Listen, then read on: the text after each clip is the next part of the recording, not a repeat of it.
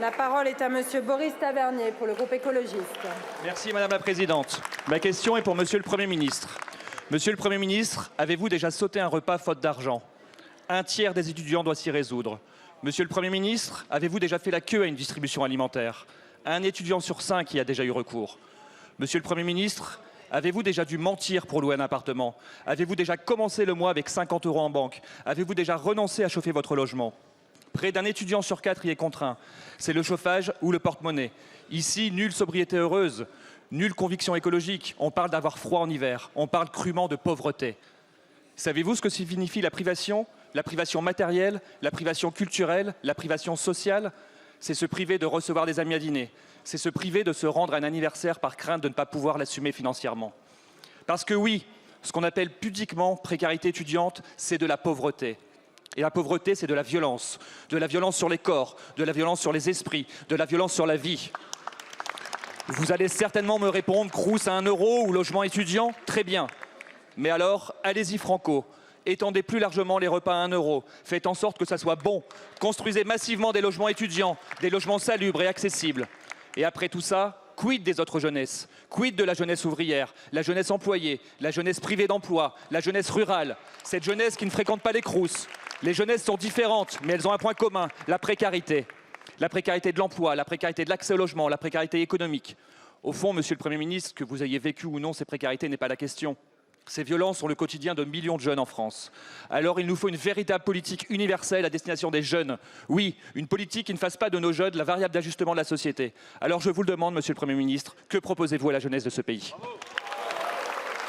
Je vous remercie, Monsieur le député. La parole est à Monsieur Paul Christophe, ministre des Solidarités et de l'Autonomie. Oui, merci Madame la Présidente, Mesdames et Messieurs les députés, Monsieur le député Tavernier. Effectivement, votre question mériterait bien plus que 2 minutes, vous me l'accorderez. Cela dit, la lutte contre la pauvreté est un sujet majeur de mon ministère et je n'entends pas me dérober sur le sujet. Monsieur le Premier ministre, dans le cadre de la déclaration de politique générale, a parlé de fraternité. Je pense que c'est un mot qui s'applique tout particulièrement à la question de lutte contre la pauvreté. Alors, évidemment, je peux m'engager déjà sur le pacte des solidarités. Je vous rappellerai quand même 2 axes importants de ce pacte.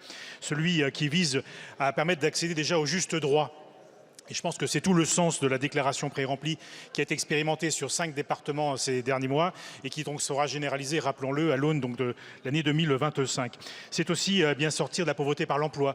Je vous rappellerai la loi plein emploi qui a été proposée donc il y a 1 an de cela, qui vise à permettre à chacun d'être mieux accompagné pour pouvoir se tourner vers l'emploi et notamment mieux accompagner. C'est le mot que j'emploie souvent, c'est le mot écoute, cher député, puisque vous le savez très bien, aujourd'hui, ce que demandent nos allocataires du RSA en particulier, c'est d'être écoutés, de pouvoir prendre en compte finalement l'ensemble des freins périphériques à l'emploi.